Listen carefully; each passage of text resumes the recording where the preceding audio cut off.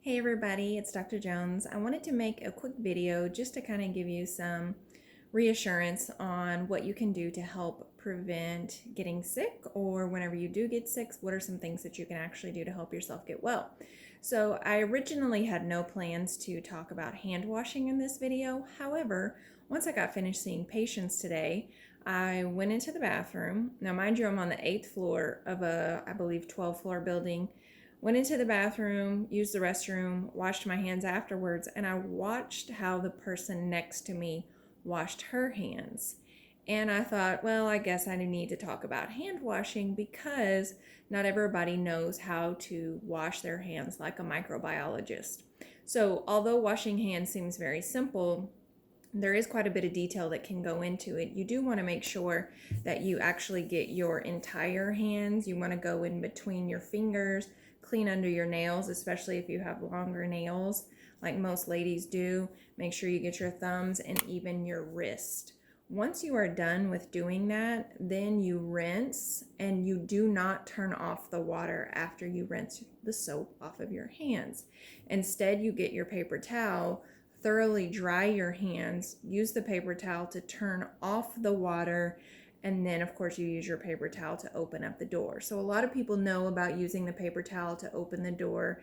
However, it's kind of pointless for you to use your clean hand to turn off the water whenever someone else's dirty hand has used it to turn on the water. So just keep that in mind. Make sure you're thoroughly washing your entire hand. You should be there about 20 to 30 seconds. So the person next to me just kind of did this with the palms, was there probably 5-10 seconds, and of course she turned off the water with her palm that she had just used to completely wash with soap. But neither here nor there. No judgment passed. It's just important to know how to really, truly wash your hands so that they are clean, since that is one of the things that gets talked about so frequently. So I'm going to talk about 5 different things that you can do to help your body. Basically, what you need to understand is your body has an immune system that is an internal military. Whenever I teach my anatomy and physiology class, I do basically give analogies that are related to military in regards to things like natural killer cells. You have armies inside of your body that are waiting to attack pathogens, and they just need to be supported. So what you want to do is make sure that you're actually helping boost that army, because the more powerful and plentiful your soldiers are, the less likely you are going to suffer from pathogens. So you don't want to do anything to dampen your immune system. Obviously, if you're going to go to war, you want to have as many able-bodied people as possible. You need to think about it from the same internally. If you're going to go to war with a pathogen, whether that's a virus, bacteria, fungus, whatever it is, you want to have a strong, solid army that is ready, willing, able to fight, not one that is very sluggish, slow to respond, and doesn't do a good job of eliminating the enemy. So here's number 1. First and foremost, because of all of the fear that's going around right now, number 1 is don't stress or panic or have anxiety or get depressed about what you see that's currently happening, because stress actually dampens your immune system. There are many research studies that show this, so if you want to go and look a few of those up to see exactly how it works, then you certainly, of course, can do that. I'm not going to spend a lot of time going through all of the different research studies, but it's important that you know that whenever you stress and whenever you worry, you're actually not doing yourself any good. You're actually making your army weaker. So stop doing it. Stop stressing. Stop living in fear. Second thing, eat a variety of colors every single day. So the rainbow every single day, red, orange, yellow, green, all of those wonderful colors should be on your plate on a regular basis. In addition to eating a variety of different colorful foods, you want to make sure that you stop eating sugary loaded foods.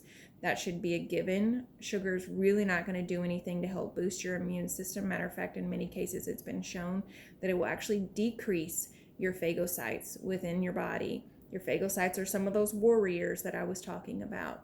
So whenever you decrease those or you dampen their ability to effectively react to a pathogen, then you're not doing yourself any good service. So cakes, pies, cookies, all of those things, need to go away right now. There is no point to be eating those. They're not healthy for anybody at any point in time, but definitely not right now whenever everybody is concerned over this contagious virus that is going around. So eat good healthy foods, get a large variety of them, because different foods will have different minerals, nutrients, enzymes in them, and you need a lot in order for your cells to run efficiently. If you don't like foods like that, you don't know how to cook them, you don't know how to buy them, you can't stomach them, whatever the case may be, then get yourself a whole food supplement. Not a supplement that contains a lot of synthetic ingredients, because that's really not going to be beneficial. You need something that you have access to, that you can read on the back of the label. It should say broccoli, Brussels sprouts, kale, spinach, grapes, oranges, whatever it is, it needs to be made from real foods. So make sure you can read the label, make sure that you can see that it says that there are foods on there. Another great thing is garlic. Garlic is really good at helping the body's immune system. So even if you get a clove of garlic, which is super cheap, I know a lot of people complain that healthier foods are more expensive, which is not always the case actually, but that's not for this video. Garlic is super cheap, and you can cut a piece of garlic clove into tiny minute little pieces, and then just use a thick juice like an orange juice or something to swallow it down. Have a clove a day. It's going to be great for your body in so many ways. Garlic has wonderful properties to it, so even something as simple and as cheap as that is going to be helpful and beneficial. Thirdly, make sure that you're drinking plenty of spring water. It doesn't have to be a fancy water. It doesn't need to be an alkaline water. It doesn't need to be some crazy brand. It just needs to be good spring water. You should be drinking half of your body weight in ounces of water every single day. So that means if you weigh 100 pounds, you should be getting 50 ounces of water. If you weigh 200 pounds, you should be getting 100 ounces of water. Now, for anybody who's not drinking anywhere near their levels that they should be drinking on a daily basis, then what I recommend in order to not distort your electrolyte imbalances or balances and cause an imbalance, what you want to do is put a little tiny pinch of pink Himalayan sea salt in that water, because that sea salt is going to have a lot of trace minerals in it, and it will help maintain those normal electrolyte levels for you, so that you don't flush them all out as you're going from maybe 8 ounces of water to 65 ounces of water. So this is real water. This is not, oh, I drink coffee, so I'm going to count that. This is not, I drink a glass of sweet tea every day at lunch. Don't count those things. You should be drinking real water. You should not be having sodas, lemonades. Herbal teas are fine, but you really want to make sure that you do get a sufficient amount of spring water every day, so that your cells can flush the negative things outside of your body, so that way they can continue to do the work they're supposed to do. Your body is consumed of a lot of water, so you need to be able to have that water in order to help your body process things efficiently. Number 4, find the good. And if you can't find the good because you're so worried and having so much fear, then be the good. Make some good. There's so many people out there who have a great need right now. So if you don't have the ability to see within your own life all of the wonderful blessings that you currently are living through, then go and be a blessing to someone else. There's so many things that you can do, so many ways that we can offer our service to other people, and that looks different for everyone across the board. But if you can't find the good, then go and be the good. Make the good happen. And then lastly, move your body. And it's even better if you can move your body and get vitamin D. So vitamin D comes from the sunshine. I'm not saying you need to take a supplement for it. Go outside, get in the nice weather, get in the sun, and move your body. Your body was created to move. If you're not moving, if you're just being lethargic and sitting still, you're not helping your body in any way whatsoever. If you don't want to go outside, do yoga inside the house, do Pilates inside of the house, do some HIIT workouts inside of the house. There's so many things that you can do, but if you can get outside and get some fresh air and some vitamin D while doing it, then that will be even better. It's important that everyone understand that true health really is a combination of 3 things. And I call it the triangle of health in my classes. So you have three sides to a triangle. One side is the biochemical side. So this is all of the nutrition. Are you eating well? Are you putting the things inside of your body that it actually needs in order to create new cells and keep your current cells healthy? That's the biochemical side. The physical side, are you moving your body? What does your blood pressure look like? What does your weight look like? What are the things that are going on with your system in particular that are good on the physical side or that you could improve on the physical side? And then lastly, the third part of the triangle that a lot of people do not talk about, that's so incredibly important, just as important as the other two, is the mental slash emotional slash spiritual side.